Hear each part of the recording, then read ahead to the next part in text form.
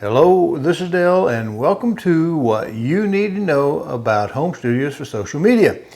On this episode, we reflect back on the previous episode dealing with global audio. We finally got everything installed up to and got some audio into our scenes.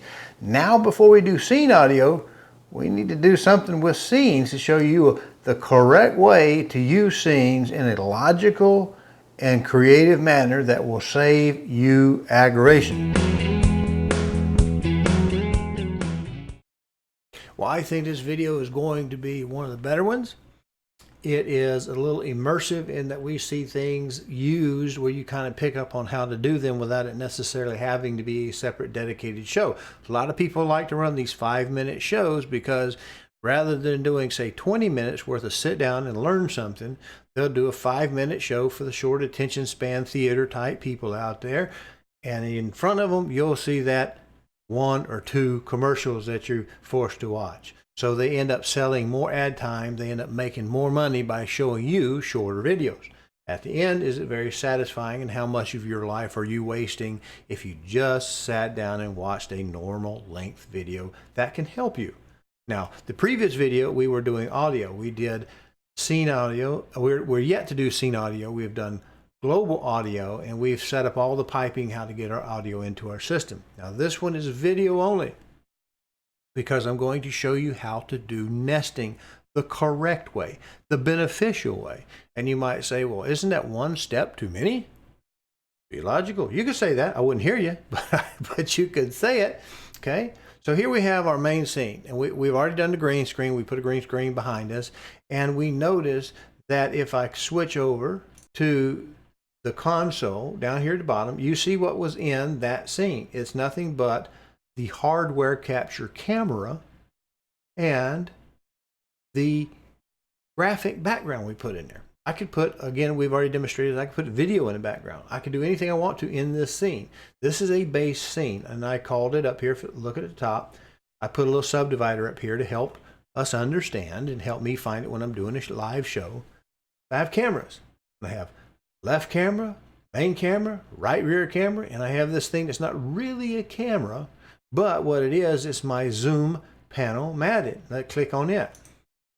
Now, it's a pretty picture of an ugly scene. Let's turn that over, take a look at it.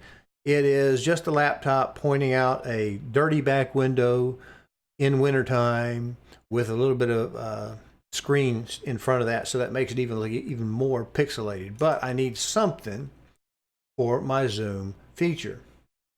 We're going to lock that down. But you see, in each case I have a hardware camera, a camera and a backdrop.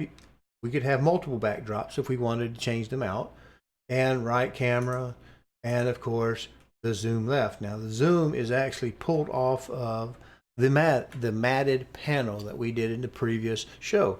We might do a duplicate of that. Now these we call nesting, that I call nesting. Main camera for nesting is just an inset. Right camera for nesting, left camera for nesting, and I can even nest zoom. Okay, even though it's not technically a camera, I can nest it in there. The question is, how do we do this and get this nested panel, these little insets, to be exactly the same? Well, let's look at the left panel. The inset stays where it needs to go. If I go to zoom, even though the zoom is stretched out, the inset stays where it needs to go. Go to the main scene. It's not going to have one. Where else we want to go? Center panel. It's going to go where we want it to. It doesn't jump around page to page, scene to scene. How do we do that effectively? Well, zoom. Zoom is just a substitute for a camera. It's a marked off set of the screen. Let's make another one. We'll call it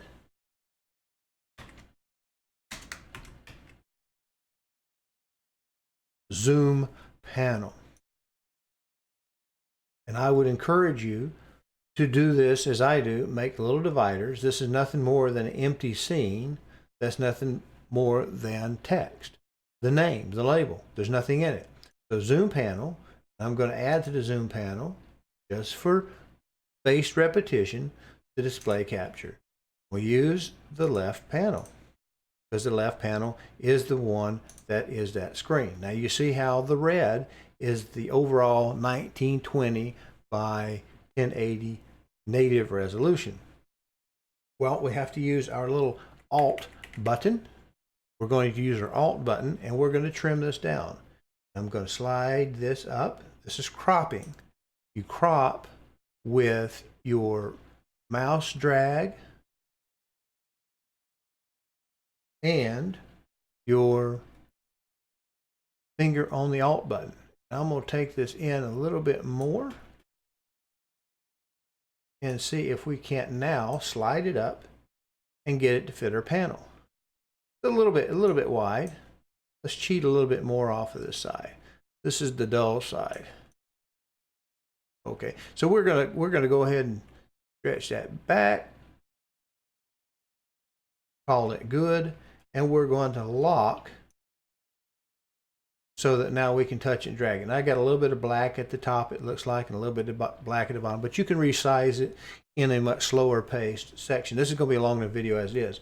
So now I have my zoom panel. Well, I want to make yet another scene.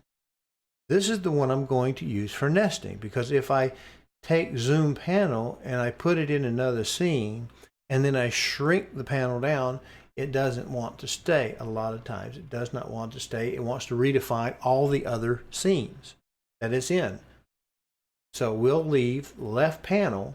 We're not resizing left panel more than once. We're going to make another scene and resize that scene. Okay, so let's call this Zoom Nested. Boy, I can't type this morning. We got Zoom Nested, and I'm going to grab this. If I haven't shown you this, you just put your mouse on your scene and drag it up into the other section. Now we're going to add in Zoom Nested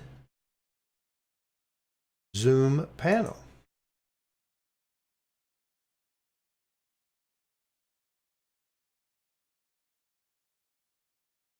Now, if I rezoom, if I resize this down somewhere in this rough size, okay, now I can go back to zoom panel. Zoom panel is full size. We haven't adjusted zoom panel because we used that scene and we're just resizing that scene. So now the question is, how do we get them all perfectly aligned in exactly the same space? Like this. Main camera, rear camera, they're all in exactly the same space. How do I get this one the same size and same space? Well, the first thing I like to do is grab the existing camera that I'm going to use as the control, which will be main camera for nesting. I'm going to lock that so I don't have to deal with the scenes boundary. Now it's black, but we're black on black. It's hard to tell what we've got going on. So in this case, I'll come in here and I will add a predefined picture. This is just an image. It's just a 1920 by 1080 gray backdrop. And I'll put it in. I'm going to lock it, send it to the bottom. Now that it's on the bottom, I can clearly see the edge of my black backdrop, my branded backdrop behind me. And with that, I'm able to then switch the position of my panel. And now I can lay the zoom one.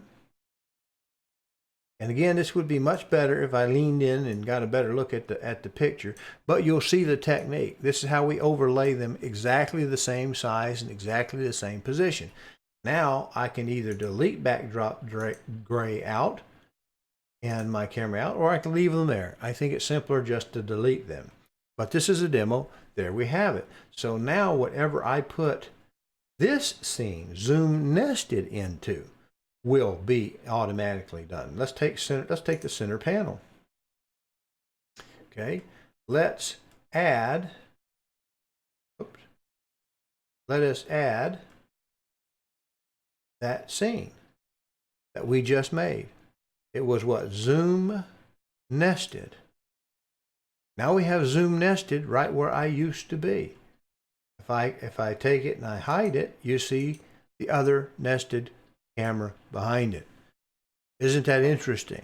And if we do things like this, it makes our life so much better. Now, one clarification. The main scene has no backdrop. Rut-row, that's the reason we did the nesting, right? Backdrop on, backdrop off, backdrop on. Now, what we're doing, quite honestly, is back to our center panel. What we're doing, let me turn that off.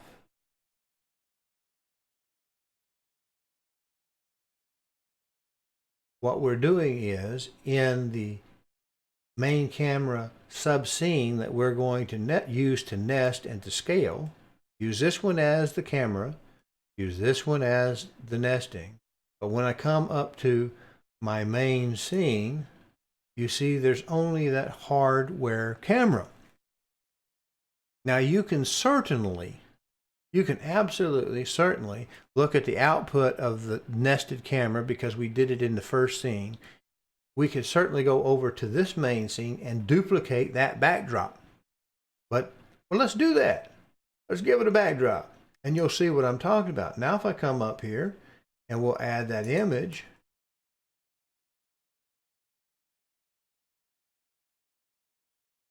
push it to the bottom. Now I have me here with a different background. That's annoying. So you can save yourself a lot of time if you nest, but if you nest properly, because this is boring. This is absolutely boring. So I would rather see this as the other, but you get what I'm saying. When you build your first lowest level, what I call the cameras, I will do any of the things that I want them to go with me to other scenes. That's the based scene. But to keep the scaling to be not to be a problem, I add in a nested version where I take this scene and put it in another scene, and I label it for nesting, and I shrink that down to a proper size so that they're all uniform and professional looking.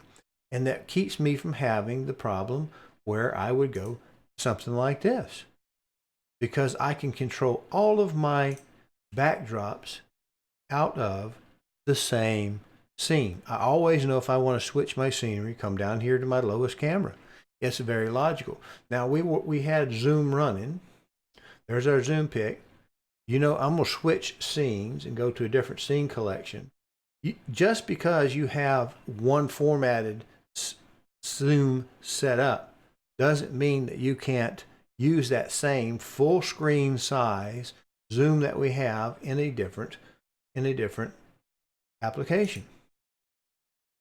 Like this one. Now here, because we made a zoom scene for nesting, we are able to put it in a different format, a different place, a different location. And it's just as simple, it's as simple as it could be. You understand how to avoid the mistakes. And again, by keeping my camera backdrop and whatever in these cameras, then making a nested version that we can scale so that we're not messing up our full screen cameras, we're able to build our scenes. I hope that helps. Let me kick over to my main scene on my black background, because we're only using the camera and not the camera scene. There we are. So I tell you, I appreciate you watching, and I encourage you to tell your friends who might be interested in doing some social media type of studio work to subscribe to my channel on YouTube at RLDEL149 and Dale Hollow Productions on Rumble. And you can see the contact information. How about that? Appreciate you. Come back and see me.